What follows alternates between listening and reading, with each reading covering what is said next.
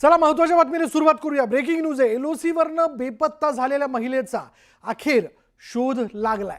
नागपूरची एक महिला कारगिलमधून बेपत्ता झाली होती। पाकिस्तान प्रशासनाकडून बीएसएफ कडे या महिलेला सोपवलं गेलं। संबंधित महिलेची मानसिक स्थिती अस्थिर असल्याची माहिती समोर आली आहे। आता क्षणाची महत्त्वाची बातमी आपण बघतोय। एलओसी वरनं बेपत्ता झालेल्या महिलेचा अखेर शोध लागलाय। नागपूरची एक महिला कारगिलमधून बेपत्ता झालेली होती आणि पाकिस्तान प्रशासनाकडून बीएसएफ कडे या महिलेला सोपवलं गेलं। संबंधित महिलेची मानसिक स्थिती अस्थिर असल्याची माहिती समोर आली। या महिलेचा शोध घेतला जात होता। नेमकी महिला गेली कुठे असा प्रश्न उपस्थित होत होता आणि त्यात आता आपण बघतो अखेर या महिलेचा शोध लागलेला आहे आणि आता पाकिस्तान प्रशासनाकडून बीएसएफ कडे या महिलेला सोपवलं गेलं।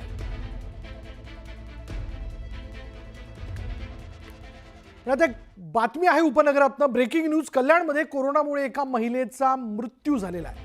कल्याण डोंबिवली महानगरपालिका क्षेत्रात 4 कोविड रुग्णांची नोंद करण्यात आलेली आहे। त्यामुळे उपनगरात तसं बघायला गेलं तर भीतीचं वातावरण आहे। कल्याणमध्ये कोरोनामुळे एका महिलेचा मृत्यू झालेला आहे। कल्याण डोंबिवली महानगरपालिका क्षेत्रात 4 कोविड रुग्णांची नोंद झालेली आहे। त्यामुळे या सगळ्या परिस्थितीत पुन्हा एकदा आपल्याला काळजी घेणं फार आवश्यक ठरणार आहे। आता अर्थात या महिलेचं वय काय होतं, तिला इतर काही व्याधी होत्या का आणि या सगळ्या याच्यात तिला कोविडची लागण झाल्यानंतर तिचा मृत्यू झालाय का हे नंतर स्पष्ट केलं जाईलच।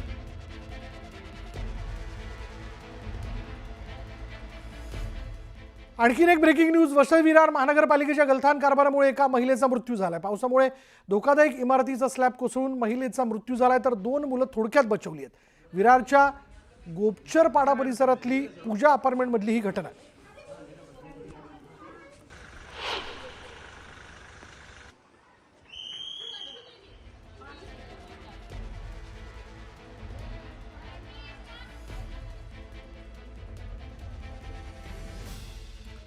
आता आपण बघणार आहोत मान्सून बद्दलच्या वेगवान घडामोडी।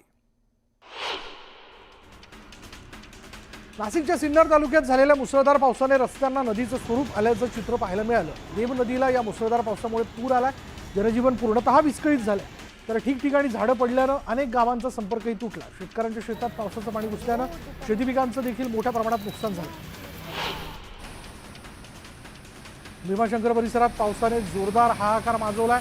डोंगरकड्यावरील ओढे नाले दुथडी भरून वाहू लागले तर भीमा नदीला पहिल्याच पावसात पूर आला तर माळशिरस तालुक्यात मुसळधार पावसानं झोडपलं।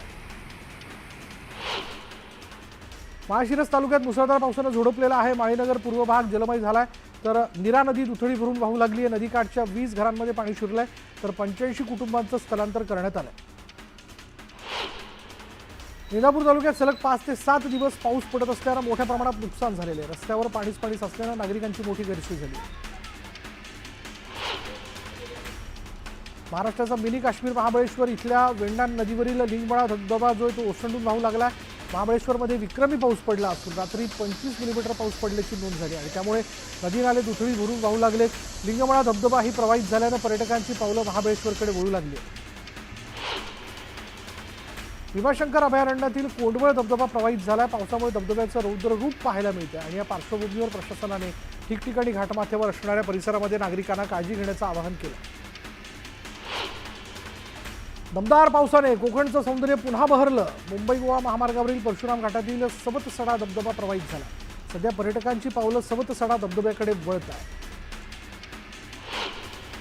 अखंड महाराष्ट्राचं कुलदैवत असणारा जेजुरी गडावर मुसळधार पावसाने जोरदार हजेरी लावली। पावसामुळे गडाच्या पायऱ्यांवरनं पाणी ओसंडून वाहू लागलं आणि त्यामुळे गडावरील भाविकांची चांगलीच तारंबळ उडाली।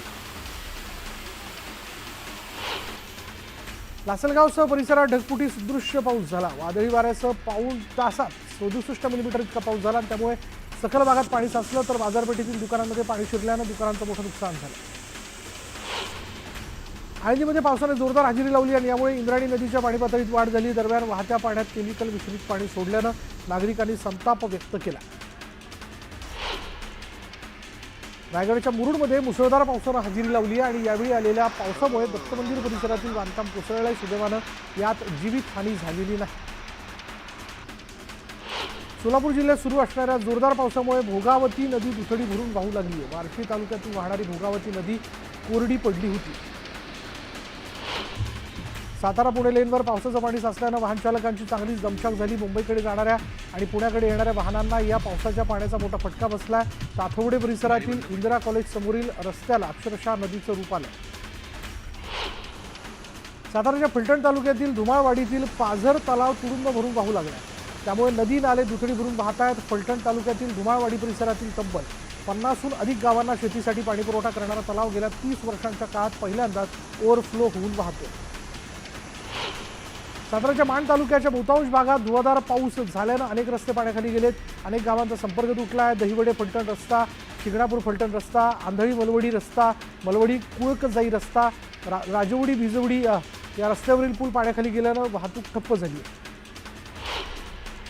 शिरूर तालुक्यातील पाबळ परिसरात ढगफुटी सदृश्य पाऊस झाला। ओढे नाले दुथडी भरून वाहू लागल्यानं शेत शिवार ही पाण्याखाली आलेलं आहे। पाबळ परिसरात ढगफुटी झाल्यानं सर्वत्र पाणीच पाणी पाहायला मिळतं। चाकण शिक्रापूर महामार्गावर वाहतूक ठप्प झाली। बहुळ गावाजवळील पुलावर पाणी आलं। ओढे नाले दुथडी भरून वाहत असून पाणी थेट महामार्गावरती आले, त्यामुळे धोकादायक पाण्यातनं प्रवास टाळण्याचं आवाहन करण्यात आलं।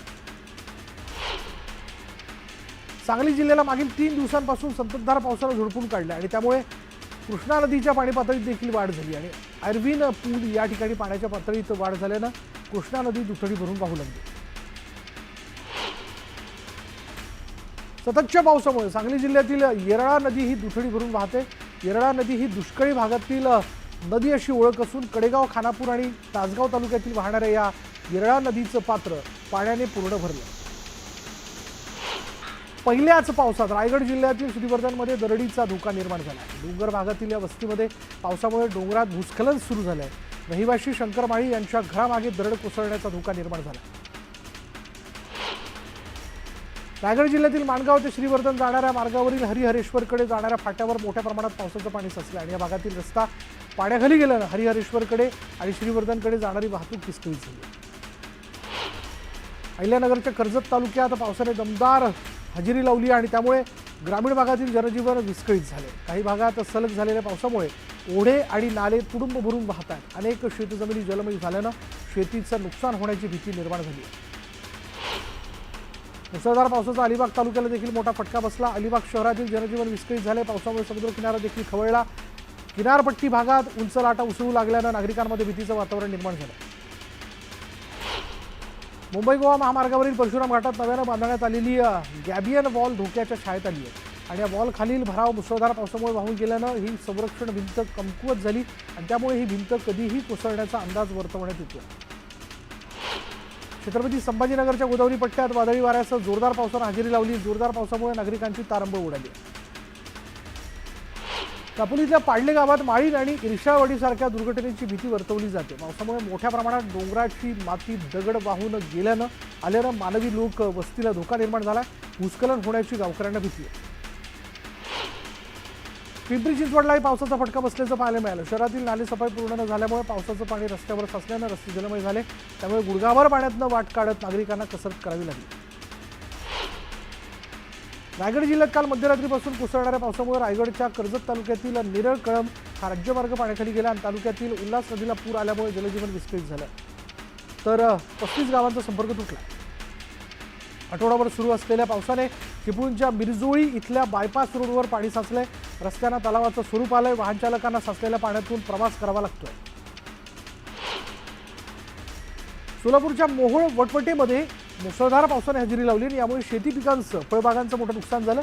दरम्यान पंचनामा करून तातडीनं मदत देण्याची मागणी नागरिकांनी केली आहे। वाशिम जिल्ह्यात मुसळधार पावसाने जोरदार हजेरी लावली। जोरदार पावसामुळे मोरे ते शेलू बाजार दरम्यानच्या मुख्य मार्गावरील खारी नाल्यावरचा पूल पुराच्या पाण्यात वाहून गेला आणि यामुळे या मार्गावरील वाहतूक ठप्प झाली। मध्य आणि हार्बर रेल्वेला मुसळधार पावसाचा फटका बसला। मध्य रेल्वेवरील लोकल सेवा पुन्हा विस्कळीत झाली असून कल्याणहून कर्जत कसाऱ्याकडे जाणाऱ्या लोकल 20 ते 25 मिनिटं उशिराने धावू लागल्यानं कल्याण स्थानकावर प्रवाशांची मोठी गर्दी झाली। भूमिगत ॲक्वालाईन मेट्रो पाण्याखाली गेली। वरळी भुयारी मेट्रो स्थानकात पहिल्याच पावसात पाणी शिरलंय। मेट्रो 3 प्रकल्प पाण्यात गेला असून आचार्य यात्रे स्टेशनपर्यंतची मेट्रो सेवा बंद करण्यात आली। मुसळधार पाऊस आणि वादळी वाऱ्यामुळे पनवेल आणि परिसराला पावसाने झोडपून काढले। अनेक ठिकाणी घरांचं नुकसान झालंय, तर सखल भागात पाणी शिरलंय। पाण्यातून वाट काढताना वाहन चालकांना कसरत करावी लागते। गिरगावमधील नळ बाजार परिसरातही पाणी साचलं, त्यामुळे नागरिकांना गुडघाभर पाण्यातून मार्ग काढावा लागला. तर गोल देवळाचाही भाग पाण्याखाली गेला. गेल्या काही दिवसांपासून कल्याण ग्रामीण परिसरात पाऊस पडत असल्यानं नदी नाले वाहू लागलेले. दरम्यान कल्याणजवळील मलंगड इथे उगम पावणारी मलंग नदी कडक उन्हामुळे आटली होती. मात्र गेल्या काही दिवसांपासून पाऊस पडत असल्यानं मलंग नदी प्रवाहित झाली आहे. बदलापूर शहरातून वाहणाऱ्या उल्हास नदीने धोक्याची पातळी ओलांडली, त्यामुळे आजूबाजूच्या गावांना प्रशासनाने सतर्कतेचा इशारा दिला. नवी मुंबईच्या बेलापूरमध्ये पाणी साचलंय. पावसामुळे बेलापूर विभागाला सर्वात जास्त फटका बसलाय. बेलापूर विभागातील पाणी वाहून नेणारे पंप हाऊस बंद असल्यानं बेलापूर विभाग पाण्याखाली गेला. महापालिकेच्या निष्काळजीपणाचा फटका बेलापूरकरांना बसलाय. पुणे जिल्ह्यात भर पावसात झाड पडल्यानं दुचाकीस्वाराचा जागीच मृत्यू झाला. पुण्यातील कर्वेनगर परिसरात ही घटना घडलेली आहे. पुण्यात गेल्या 3 दिवसात 29 झाडपडीच्या घटना घडलेल्या आहेत. पुण्याच्या भामा आसखेड धरणाच्या पाणलोट क्षेत्रात वीज कोसळून मासेमारी करणाऱ्या तरुणाचा मृत्यू झाला. संतोष खांडवे असं मृत तरुणाचं नाव आहे.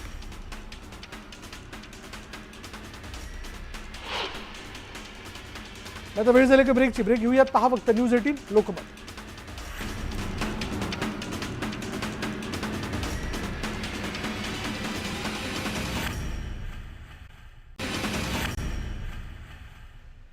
चला ब्रेकनंतर बघूयात. वर्षानुवर्ष दुष्काळाचा सामना करणाऱ्या भागात यंदा मान्सूनपूर्व पावसानं हाहाकार उडालाय. बारमाही कोरड्या असलेल्या नद्यांना पूर आलाय. निसर्गाचं हे बदललेलं रूप सर्वांनाच कोड्यात टाकणार आहे.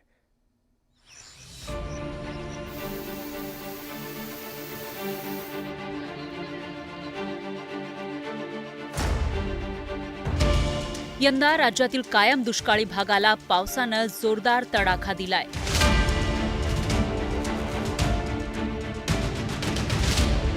कुठं नद्यांना पूर आला तर कुठं शेतात पाणीच पाणी झालं, तर कुठं घरांमध्ये पुराचं पाणी शिरलं. सातारा जिल्ह्याचा फलटण तालुकाही त्यापैकीच एक. फलटणमध्ये अक्षरशः पूरजन्य परिस्थिती निर्माण झाली. गेल्या 24 तासात तब्बल 251 मिलीमीटर पाऊस झाला. मोठ्या प्रमाणावर पाऊस झाल्यानं नदी, नाले आणि ओढ्यांना पूर आल्याचं दिसून आलं.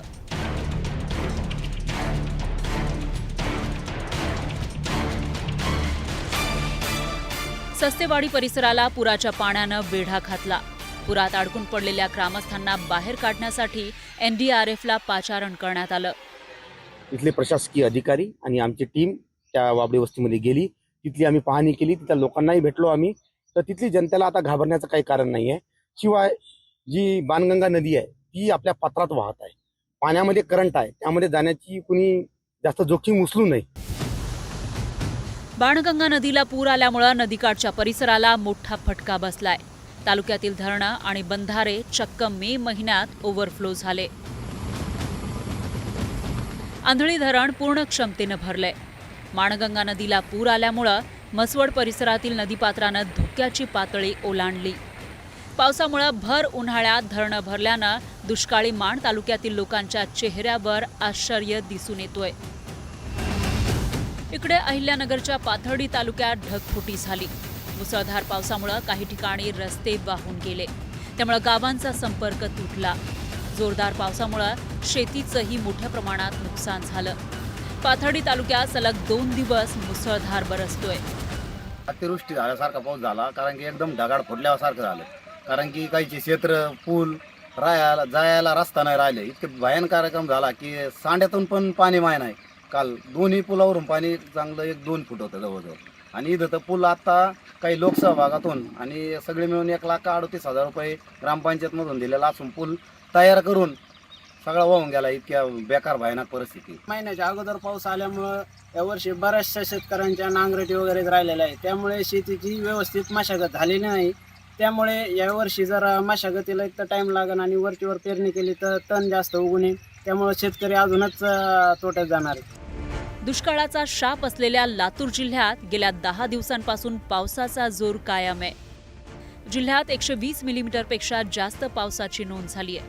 त्यामुळे काही ठिकाणी शेतातील माती वाहून गेली. आता खरीपाची पेरणी कशी करावी असा प्रश्न शेतकऱ्यांना पडलाय. तर घरणी नदीवरील पूलही वाहून गेल्यामुळं नागरिकांनी संताप व्यक्त केला.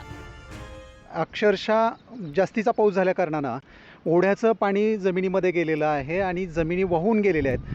फळबागा असतील, त्याचबरोबर उन्हाळी ज्वारी घेतलेली शेतकऱ्यांनी पिकं असतील, हे अक्षरशः वाहून गेलेले आहेत आणि शेतकऱ्यांचं अतोनात आर्थिक नुकसान खूप झालेलं आहे. याची प्रशासनानं कृपया दखल घ्यावी.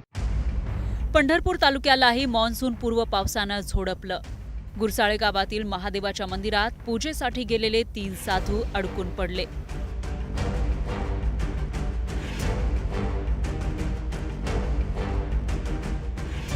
जिल्हा आपत्ती व्यवस्थापन प्राधिकरणाच्या पथकानं या साधूंची पुराच्या पाण्यातून सुटका केली. यंदाच्या पूर्व मोसमी पावसाचं वैशिष्ट्य म्हणजे बारामाही दुष्काळी म्हणून ओळखल्या जाणाऱ्या भागालाही पावसाचा तडाखा बसलाय. पण हे बदलत्या निसर्गचक्राचं द्योतक तर नाही ना. Bureau report, news 18 Lokmat. आता वेळ झाली का ब्रेकची. ब्रेक घेऊयात. पहा फक्त न्यूज 18 लोकमत.